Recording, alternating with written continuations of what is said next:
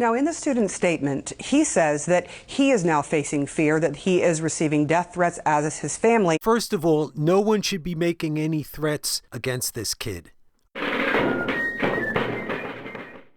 I wasn't going to talk about this situation on the main channel, but since CNN gave the statement of Nick Sandmann a platform, I feel I have to respond to this. He talks a little bit more about what happened during that interaction, saying that he never interacted with the protester, that he did not speak to him. He says, "I did not make any hand gestures or other aggressive moves."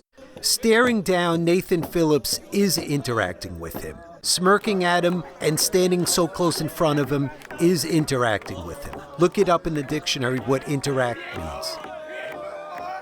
And this is really the part where I had to comment on, because this is hard to take, where he says that, to be honest, I was startled and confused as to why he had approached me. Okay, I'll play this video that I made for the second channel to give you the context. See that he, Nick Sandmann, is behind him and to his right.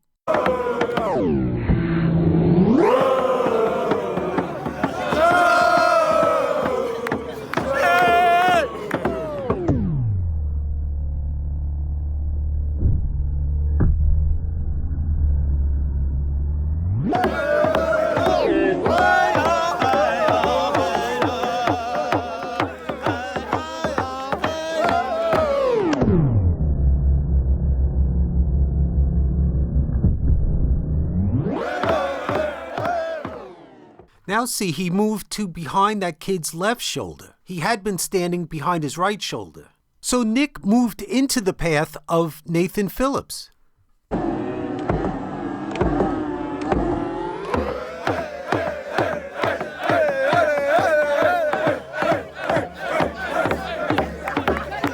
And video from this different camera shows that Nick is looking on the ground because he's moving forward.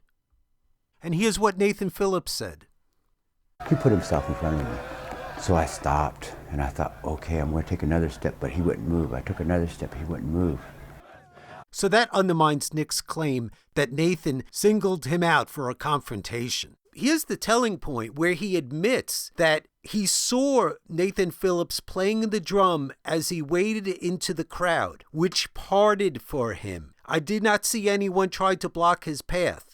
And then he claims he locked eyes with me and approached me. All right, as I showed in that video, he moved into position to come into the path of Nathan Phillips. And then he doesn't part his way. He don't stand to the side and let Nathan Phillips continue on up the stairs. He stands there blocking him, even though he admitted that he saw the crowd parting for him. So why couldn't he just step aside the way the other kids were doing? And he claims that his action of staring him down and having a smirk on his face would diffuse the situation. This is not a friendly face. This is I'm standing my ground as if this guy's a threat. And he had no right to say that this guy's a threat. He's just playing a drum and singing. We already had been yelled at by another group of protesters, and when the second group approached, I was worried that a situation was getting out of control where adults were attempting to provoke teenagers. I believe that by remaining motionless and calm, I was helping to diffuse the situation. I realized that everyone had cameras and that perhaps a group of adults was trying to provoke a group of teenagers into a larger conflict. I said a silent prayer that the situation would not get out of hand.